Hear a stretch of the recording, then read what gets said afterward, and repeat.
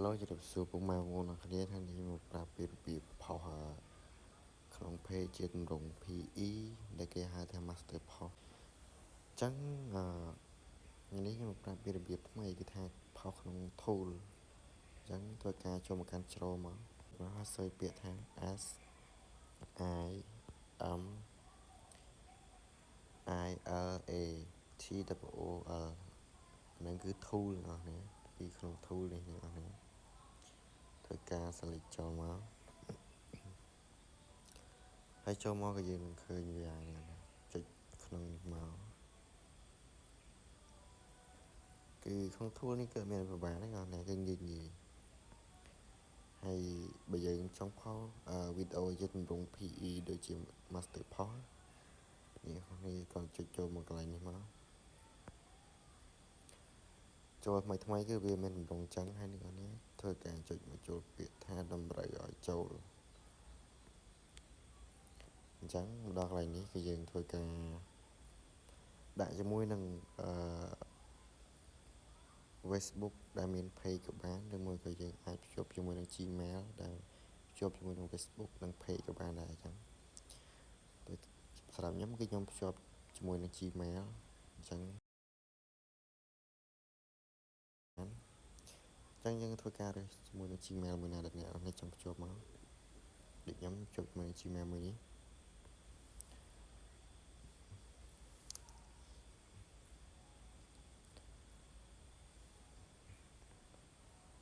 គឺវាបានរួចរាល់ហើយហ្នឹងអញ្ចឹងអ្នកនរអាចផុសវីដេអូបានកន្លែងនេះគឺយើងផុសវីដេអូដោយខ្លួនឯងណា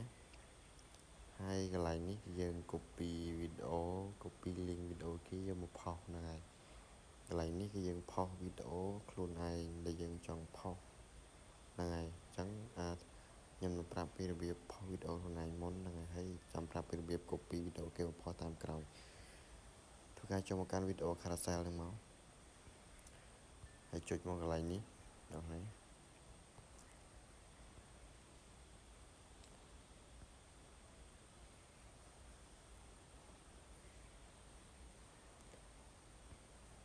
ធ្វើការរើសវីដេអូមួយមក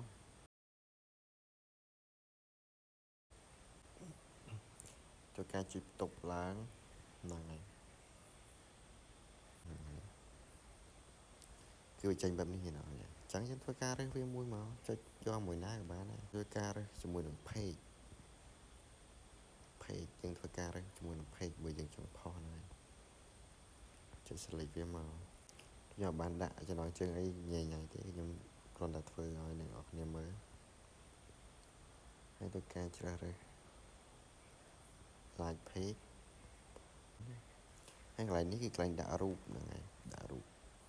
បើសិនជាយើងបង់លុយហើយយើងអាចដាក់រូបបានអ្នកនរគ្នាបើយើងមិនទាន់បង់លុយគឺយើងអាចកែកន្លែងហ្នឹងបានទេសម្រាប់អ្នកនរគ្នាដែលមិនទាន់ដឹងថាដាក់រូបកន្លែងណាដល់ពេលដែលចូលមកគឺវាអត់មានទេរូបយើងធ្វើការជាកន្លែងបន្ទប់ឡើងនេះវានឹងចេញរូបមកអញ្ចឹងយើងរើសរូបយើងដែលយើងចង់ដាក់មកយើងដាក់តែម្ដងគឺវាចេញមកកន្លែងនេះមួយហើយអ្នកនរគ្នាអញ្ចឹងលើកក្រោយយើងមិនបាច់ចុចដាក់វាម្ដងទៀតទេបើសិនជាយើងស្រឡាញ់តែរូបមួយចឹងធ្វើការចុចតែមួយនឹងរហូតមក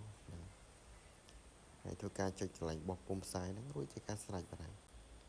ហើយបន្តមកទៀតយើង copy link វីដេអូគេដើម្បីយកមកផុសចឹងអញ្ចឹងអានេះគឺវាមានពីរប្រភេទអញ្ចឹងយើងអាច copy link វីដេអូគេមកផុសឬមួយក៏យើងផុសខ្លួនឯង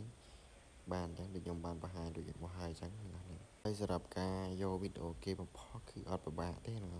យើងគ្រាន់តែចូលទៅកាន់ជាមួយនឹង Facebook ហើយយើង copy link វីដេអូដែលយើងពេញចិត្តហើយយក link ហ្នឹងមកផាសមកគឺយើងអាចផុសបាន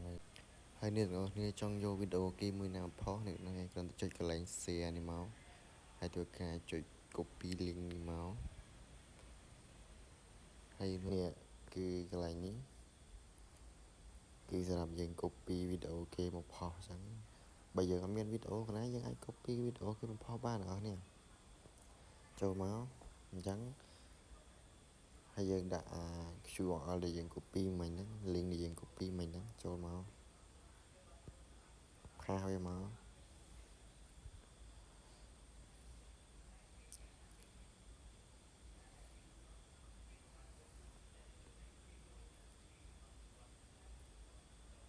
សូមរងចាំបន្តិចអ្នកនរតែសូមបញ្ជាក់អានេះគឺខ្ញុំបងលុយហើយទេអ្នកនរ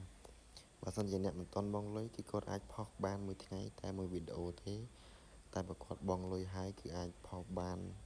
មួយថ្ងៃប្រហែលវីដេអូក៏បានដែរស្រេចតែចិត្តអ្នកនរគ្នាហើយយើងអាចដាក់រូបបានអ្នកនរនៅពេលដែលយើងមិនទាន់បងលុយគឺយើងអាចដាក់រូបតាមចិត្តយើងបានទេហ្នឹងហើយយើងធ្វើការរើស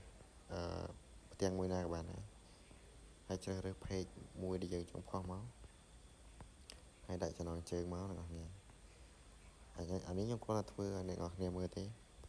ខ្ញុំគ្រាន់តែដាក់ចំណងជើងអញ្ចឹងក៏បានដែរអញ្ចឹងមកហើយធ្វើការជ្រើសរើសសម្រាប់ខ្ញុំគឺធ្វើការ like page ហ្នឹងហើយខ្ញុំ select យករូប page របស់ខ្ញុំហើយធ្វើការផុសមក